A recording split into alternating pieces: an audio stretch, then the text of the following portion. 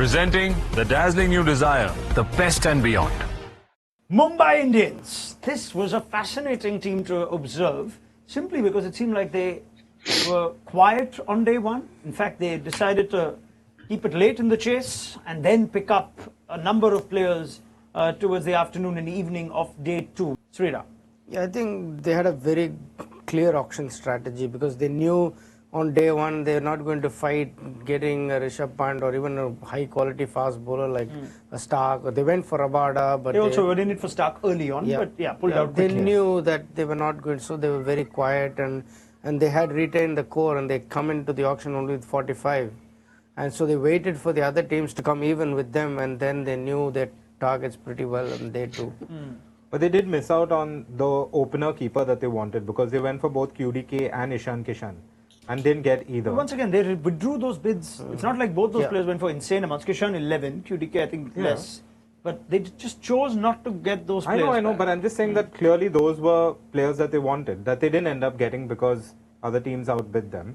And they've ended up with now the opening slot is still a question, right? You're saying maybe it's going to be Robin Minns, it may be Ryan Rickleton. It might be Ryan Rickleton, it might be Will Jacks. Yeah. So that's one slot where it's not exactly nailed down. That's the only spot where I think they didn't get their first priorities. Now let's get Tom and Matt to break this down. I'm very curious with the overseas players how they played out. So Matt, you can go first, especially when you got someone like Will Jacks in that team and Ryan Rickleton too.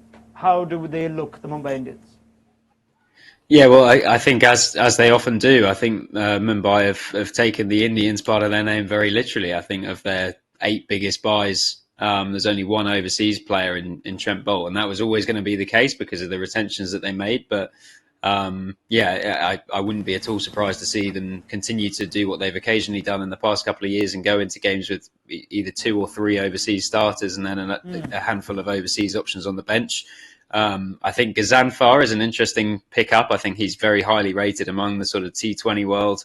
I think he took a 6 for the other week in an ODI for Afghanistan and is sort of seemingly the next guy on their spin bowling production line, which is obviously pretty storied already.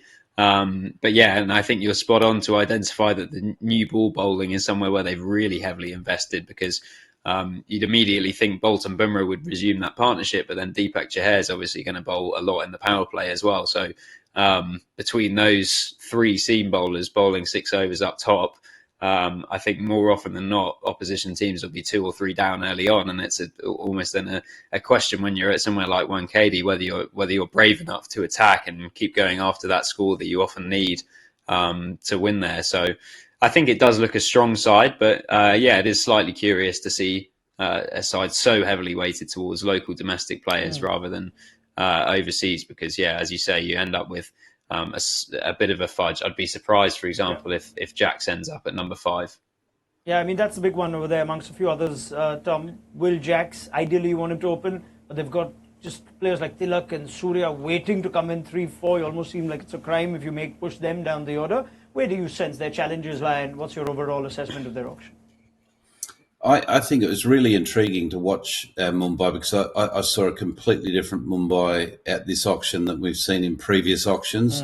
We've seen them being quite bullish and, really wanting to have a piece of, most of the big names early on in auctions. I thought they were quite reserved and conservative and measured with their approach. I think they've done very well with the recruitments. Trent Boult, is an absolute, not a steal, but, an important bowler, particularly given the home venue where he does swing it and he's had success there before. I really like Santner also as an alternative spin option. I think he's has been underutilised in the IPL. I think he's a very useful defensive bowler, which is what you're going to need at Wankhede. Jacks, to me, if he plays, he has to open. Otherwise, there's too many other options that they've got in the middle order.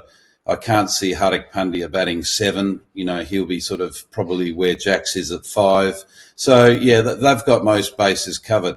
And, their squad as an entirety, I think, looks so far better than it was and it has been for the last 3 years. Right, time for an overall assessment of the Mumbai Indians, who we know, of course, will be led by Hardik Pandya, which was announced right after the retentions. Just those retentions make the team so strong. Doesn't matter what the rest of the questions are. Let's get ratings. Sriram. 8. 8 from Sridhar and Sriram. Dustin? Yeah, I would also say 8. Tom? 8.5. Very good. 8.5. Matt? I'll go 7.5. Okay. What did I give CSK? Let me check. Give them 8.5. 8.5 for MI as well. No one comes to my house tomorrow. Yeah.